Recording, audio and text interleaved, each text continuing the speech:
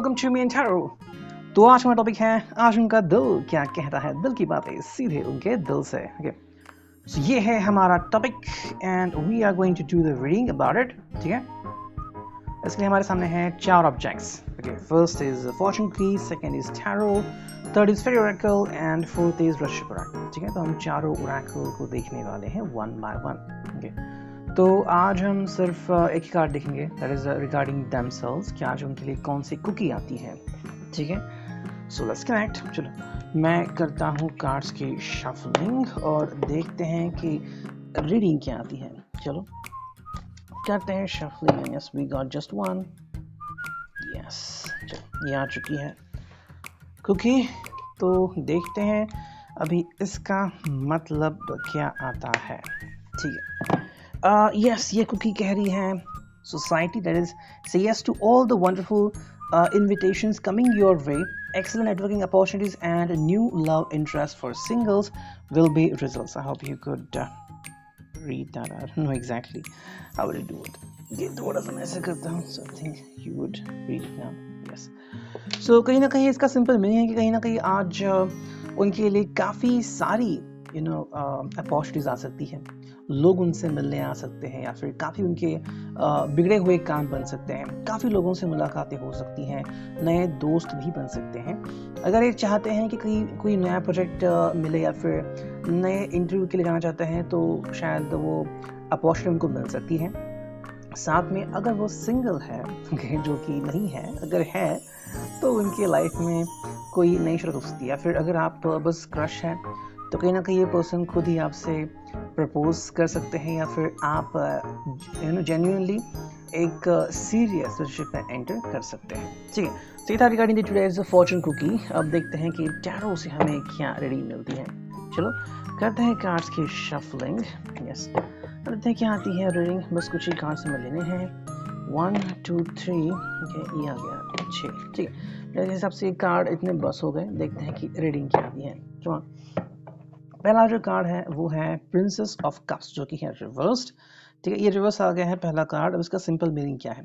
कहीं ना कहीं ये पर्सन जो है वो शायद मेरे हिसाब से आज पूरे दिन भर में अपनी अपेक्षाएं जो है वो कम करता चला जाएगा। मतलब ऐसा कुछ नहीं कि उसकी अपेक्षा कम है या फिर वो बिल्कुल भी जो चाहता है वो पा नहीं सकता। नहीं, वो चाह सकता है और पा भी सकता है। बस बात इतनी सी है कि कभी कभी हम हमारे नसीब के ऊपर कई सारी चीज़ें छोड़ देते हैं। तो ऐसा कुछ शायद इनके साथ ऐसा हो सकता है। मे बी उनको लग सकता है कि चलो let the universe handle everything and मैं बस अपना काम करूँ। ओके, तो ये कहीं ना कहीं हो सकता है। सेकंड रिकॉर्ड है वो 5 ऑफ कप्स, जो कि है रिवर्स। तो कहीं ना कहीं अगर उनकी बात करें तो आज थोड़ा सा मनमुटाव भी हो सकता है, connecting to you and likewise. देखो, जैसे मैंने कहा कि लव, अगर एक सिंगल पर्सन है तो कहीं ना कहीं उनके लव इंटरेस्ट हो सकते हैं। मतलब आप जेन्युइनली इस रिश्ते में एंटर कर सकते हो, लेकिन उसके लिए क्या इंपॉर्टेंट है, पहले उसकी तैयारी करना। और काफ़ी सारे लड़के जो होते हैं वो दबाव में रहते हैं, कैसे कहूँ क्या कहूँ तो कहीं ना कहीं ये बात यहाँ पे हो सकती है। सडनली कहीं ना कहीं लग रहा है कि शायद ये अपनी पुरानी रिलेशनशिप को छोड़ना चाहते हैं। Okay, so if you know that कि ये किसी के बारे में अभी भी सोच रहे थे या फिर कोई एक्स हाल ही में लौटा है कहीं दूर से और इनसे कांटेक्ट करने की कोशिश कर रहा है, तो उनसे पीछे छुड़वाना उनके लिए अभी प्रायोरिटी बन चुका है। लेकिन वो इतना भी आसान नहीं है। ठीक है, इसलिए ये पर्सन शायद थोड़ी देर और ले सकता है या फिर आपसे थोड़ी देर के लिए दूर भाग सकता है। The only reason is that इस पर्सन को अपनी ज़िंदगी अपने हिसाब से कंट्रोल करनी है, ना ही किसी और के हिसाब से। ठीक है, नेक्स्ट कार्ड है यहाँ पे वो है नाइट ऑफ कॉइंस, जो कि है रिवर्स्ड। सिंपल मीनिंग है यहाँ पे नाइट ऑफ कॉइंस की एक रिवर्स मीनिंग, एक बहुत ही इजी मीनिंग आती है कि भाई कहीं ना कहीं अपना कंट्रोल खो रहा है एंड चाहता ही नहीं कि अपना कंट्रोल रखे। देखो, जो कार्ड आ गया था कि नए रिश्ते बन सकते हैं, फिर नेटवर्किंग स्किल्स काफ़ी एनहांस होता है, काफ़ी लोग इनसे मिल सकते हैं। तो बस लोगों को ही मिलने दे रहे हैं, खुद कुछ नहीं कर रहे हैं। मतलब देखो, this person like very good opportunities. देखो, कई सारे जो लोग होते हैं वो चाहते हैं कि वो लोगों से मिले, लेकिन इस पर्सन को मिलने के लिए लोग खुद आ रहे हैं। So as you can imagine, खुद सेलिब्रिटी बन चुके हैं। अब इसके लिए इनको और किसी चीज़ की ज़रूरत नहीं है। 10 ऑफ कॉइंस, जो कि है रिवर्स, तो कहीं ना कहीं फाइनेंशियल चीज़ों के बारे में बात नहीं कर रहे हैं।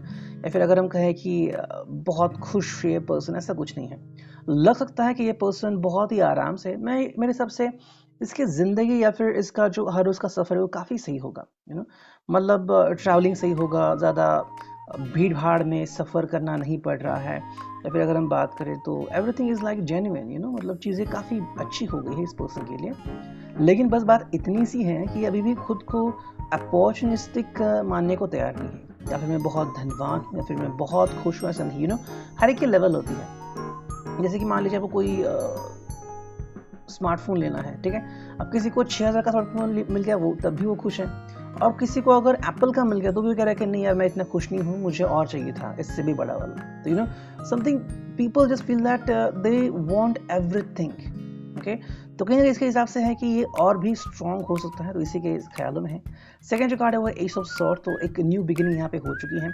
ये पर्सन एक नई चुनौती स्वीकार करना चाहता है, ठीक है।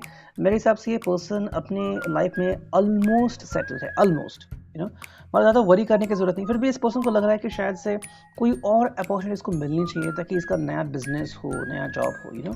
एंड नेक्स्ट जो कार्ड है वो 4 ऑफ वांड्स, तो यस, जनरली ये पर्सन चाहता है at the end of the day, ऐसा हो सकता है मे बी, कि आपको प्रपोज करना, यू नो, मतलब आपको प्रपोज करना, ये बात सबसे लास्ट में आ रही है, या फिर communicating with you. That is why, because देखो कई सारी चीज़ें हैं जेन्युइनली जिसके बारे में इसको सोचना है एंड डील करना है, वो इतनी भी आसान नहीं है।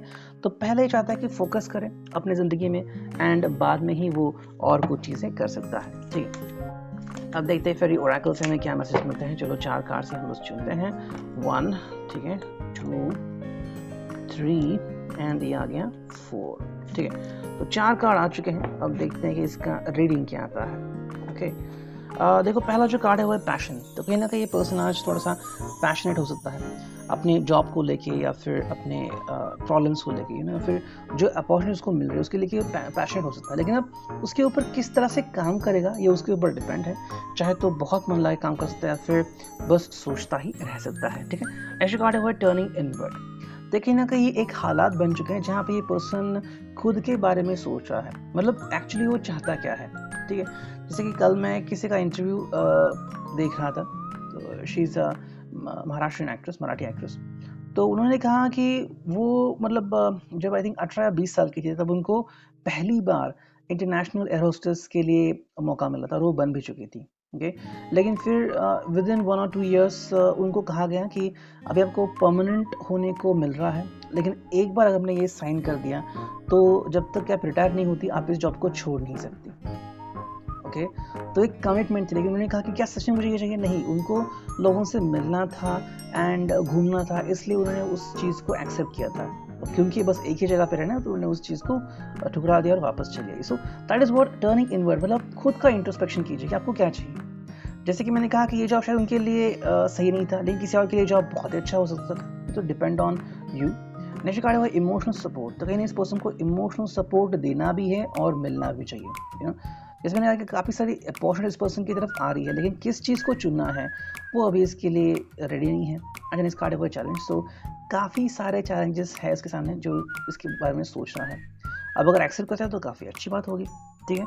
लाइक मैंने कहा कि काफ़ी लोग हैं, अगर इसका प्रोजेक्ट है वो अगर पास हो रहा है, या फिर काफ़ी लोग इंटरेस्टेड है इसके स्टार्टअप में पैसे इन्वेस्ट करने के लिए, तो just can think about it, ठीक है। अब देखते हैं कि रिलेशनशिप में यहाँ पे क्या मीनिंग आती है। हम बस चुनेंगे कुछ कार्ड, ठीक है। ये आगे 4 कार्ड, चलो बस हो गया। अब देखते हैं कि रीडिंग क्या आती है। Yes, the first card is confidence. अगर आज हम इनकी बात करें तो ये पर्सन कॉन्फिडेंट है, you know, knowing about you, thinking about you. आपसे क्या बात करनी है, एग्जैक्टली क्या कहना है, ये उनको पता है, ठीक है। तो इसके लिए उनको कुछ और प्रिपरेशन करने की ज़रूरत नहीं है। The person exactly knows what to think about you, या फिर आपके रिश्ते का फ्यूचर क्या होगा। नेक्स्ट कार्ड है वो है प्लानिंग्स।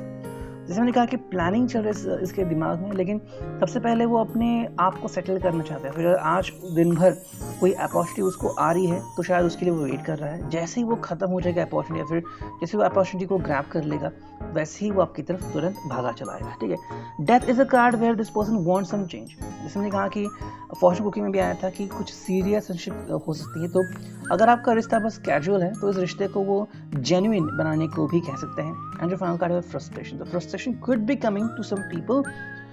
अगर आप खुद कह रहे हैं कि नहीं, you are not ready to you know be into serious relationship, या फिर जैसे कि 4 ऑफ वांड्स आ गया था, कहीं ना कहीं एक स्टेप है टुवर्ड्स मैरिज। और अगर आप खुद मैरिज के लिए रेडी नहीं हो, थिंकिंग अबाउट योर एज, या फिर कि आप दोनों ही may be looking for job या फिर सेटल नहीं हो ज़िंदगी में, तो कहीं ना कहीं ये थोड़ा सा प्रॉब्लम या इशू आ सकता है दोनों की तरफ से। दैट सेइंग कि commitment is a kind of thing, मतलब आप दोनों साथ हो ये तो बहुत अच्छी बात है, लेकिन कमिटमेंट जिसे कहते हैं कि लॉन्ग टर्म फिर टुवर्ड्स मैरिज, तो शायद उसके लिए कोई रेडी नहीं हो सकता है। फिर reading, I hope it will resonate. Thank you.